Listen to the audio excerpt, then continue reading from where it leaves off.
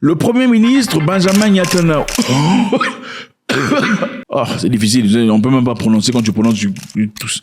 Bref, c'est un pays qu'on ne cite pas, on ne dit pas si vous dites votre vidéo. On va quand même, en guise de test pour voir si la théorie est vraie ou pas, on va quand même dire les choses clairement, ok? Le Premier ministre israélien a déclaré qu'il imposerait un lourd tribut aux Houthis alignés à l'Iran, qui contrôlent le nord du Yémen, après qu'ils aient atteint le centre d'Israël avec une missile dimanche pour la première fois.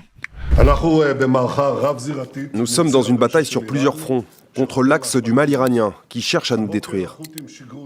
Ce matin, les Houthis ont lancé un missile sol-sol depuis le Yémen, sur notre territoire. Ils devraient savoir depuis le temps que le prix à payer pour toute tentative de nous faire du mal sera élevé. Ceux qui l'auraient oublié sont invités à visiter le port d'Hodeïda. Les amis, j'espère que vous allez bien. YouTube nous dit que beaucoup parmi vous suivez les vidéos, mais vous n'êtes pas abonnés. C'est pas très encourageant. Je vous encourage, s'il vous plaît, de vous abonner. Maintenant, cliquez sur le bouton. Ça ne vous coûte rien, ça nous fait du bien. C'est toujours avec beaucoup de plaisir. On y va. Alors, les Houthis ont tiré sur Israël et ont atteint leur cible pour la toute première fois avec des missiles balistiques, missiles hypersoniques, qui n'ont malheureusement pas été arrêtés par le système de défense extraordinaire israélien. C'est humiliant parce que c'est un système qu'on a déclaré imbattable, un système à plusieurs niveaux, plusieurs layers, un système technologique avancé, le plus avancé au monde en tout cas, le plus cher aussi, de défense, a été atteint par une missile hypersonique simple. Le porte-parole de l'armée Houthis, Yahya Saree, a déclaré que le groupe avait frappé avec un nouveau missile balistique hypersonique qui avait parcouru 2040 km en seulement 11 minutes et demie. L'opération a été exécutée avec un nouveau missile balistique hypersonique qui, grâce à Dieu, a atteint sa cible avec succès. Les défenses de l'ennemi ont échoué à l'intercepter et à le contrer. Le missile a parcouru une distance d'environ 2040 km en 11 minutes et 30 secondes. 2040 km en 11 minutes et demie. Et ça, c'est très rapide, les amis. Comme 2040 km en 11 minutes. Incroyable. Un responsable militaire israélien a déclaré que le missile avait été touché par un intercepteur et fragmenté dans les airs, plutôt que complètement détruit. Évidemment, les informations ici sont un peu... c'est la propagande. Hein. Les Israéliens disent... Au départ, ils avaient dit qu'ils investiguaient. Ils n'étaient pas sûrs si le missile avait été intercepté ou le missile a atteint son objectif. Les images montrent que le missile est tombé quelque part. Mais ici, on dit, les Israéliens disent que le missile avait été touché par un intercepteur et fragmenté dans l'air, plutôt que complètement détruit. Les Houthis pensent que ce missile a atteint son objectif et a complètement détruit, malheureusement, le vide, parce que c'était tombé apparemment dans un milieu pas habité. Qu'est-ce que cela veut dire ?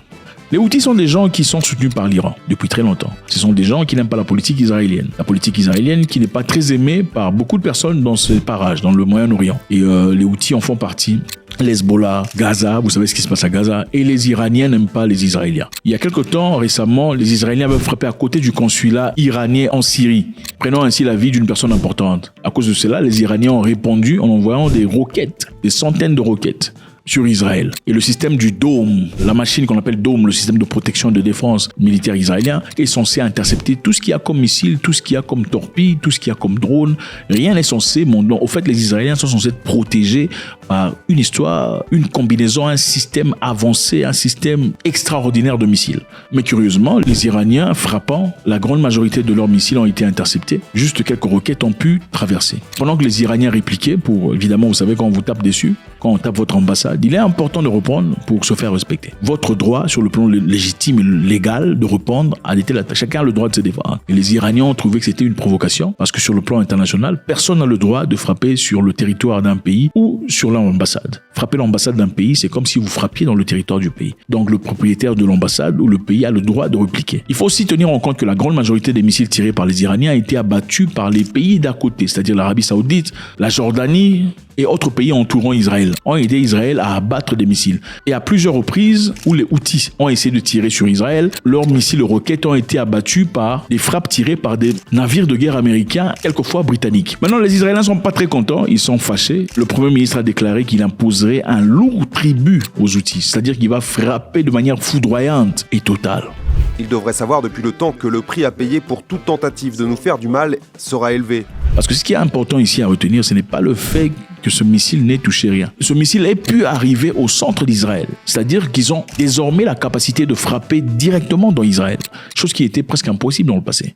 C'est-à-dire aussi que ça démontre un peu les faiblesses de ce dôme extraordinaire dont tout le monde craint dans le monde de guerre. Les Israéliens se disent qu'il est impossible que les Houthis aient en leur possession une telle arme. Parce que voilà, c'est un petit pays qui n'a pas beaucoup de technologie. Comment ça se fait qu'ils ont des missiles hypersoniques? Et pour eux, ils accusent immédiatement un pays. Et c'est lequel? Point d'interrogation. L'Iran. Évidemment, Israël pointe du doigt vers Tel Aviv. Les Iraniens, eux, nient cette histoire. Ils disent qu'ils n'ont rien fait. Ils n'ont pas envoyé des armes aux Houthis. Téhéran dit n'avoir pas envoyé des missiles hypersoniques aux Houthis du Yémen. Voilà ce qu'a dit le président iranien lors d'une conférence de presse télévisée, un jour après que le groupe soutenu par l'Iran ait déclaré que les missiles qu'ils avaient tirés sur Israël étaient un missile hypersonique. Bon, ce qui est intéressant aussi, je pense que le monsieur qui a tiré là n'était certainement pas obligé de dire quel type de missile c'était. Quand tu dis que c'était un missile hypersonique, c'est une façon de donner un peu trop d'informations, parce que là, directement, c'est-à-dire qu'il faut enquêter pour comprendre ces hypersoniques missiles, ça vient d'où? Parce que vous n'en fabriquez pas. Peut-être que lui-même aussi a fait des erreurs. Voilà, qu'est-ce que j'en sais? Je ne suis pas un chef de guerre. Le premier ministre israélien a déclaré qu'Israël infligerait un lourd tribut aux Houthis qui contrôlent au nord du Yémen après qu'ils aient atteint le centre d'Israël avec un missile dimanche pour la première fois. Donc c'est ça les amis, les professionnels et les chefs de missiles hypersoniques sont les Russes. C'est eux qui ont pris beaucoup d'années pour développer ces histoires. Et ce sont des technologies qu'ils ont transmises à leurs pays amis comme l'Iran et d'autres pays. La Corée du Nord a aussi travaillé pendant très longtemps pour développer ces hypersoniques qu'il a tirés au-dessus du Japon pendant très longtemps. Alors qu'est-ce que ceci veut dire de la part de Houthis? Les Houthis viennent d'ouvrir une porte sur une histoire ou un concept qui n'avait jamais été considéré. Les gens ont toujours eu peur de frapper sur Israël, de peur que ce ne soit qu'une perte d'effort. Parce que le système de défense israélien est connu et reconnu comme le meilleur du monde. Alors pour la toute première fois, ils ont été en capacité de traverser ce système avec un missile hypersonique. Évidemment, quand on fait ça, le reste du monde essaie de comprendre, de voir quels sont vos points faibles. Vous savez, dans la guerre, des fois, on utilise des armes pour simplement essayer de comprendre comment ça fonctionne sur le plan pratique. Aujourd'hui, on sait que les drones sont efficients sur le terrain. On ne le savait pas dans le passé. C'est en Ukraine qu'on le découvre. Okay. Aujourd'hui aussi, on sait qu'on peut détruire les drones, on peut les immobiliser avec un système bien précis. On ne le savait pas dans le passé. C'est en Ukraine qu'on le découvre. Aujourd'hui aussi, en Ukraine, je vous informe, il y a des chiens robots qui combattent dans la guerre. On fera une vidéo là-dessus très bientôt. Oui, des chiens robots qui combattent à la guerre en Ukraine. C'est-à-dire l'Ukraine, en soi, présentement, est un lieu de test pour beaucoup d'entreprises de vente d'armes. Donc voilà, c'est pour dire, les Houthis ont pu transpercer la défense israélienne. Les Israéliens ont promis de frapper dur. Et ils ont aussi dit clairement qu'ils savent que ça vient des Iraniens. Ce ne sont pas les Houthis qui ont fabriqué cette arme. Les Houthis disent c'est eux-mêmes qui ont fabriqué cette arme. Leurs ingénieurs ont été à même de se mettre ensemble pour essayer de fabriquer des armes hypersoniques. Qui est en train de dire la vérité? God bless.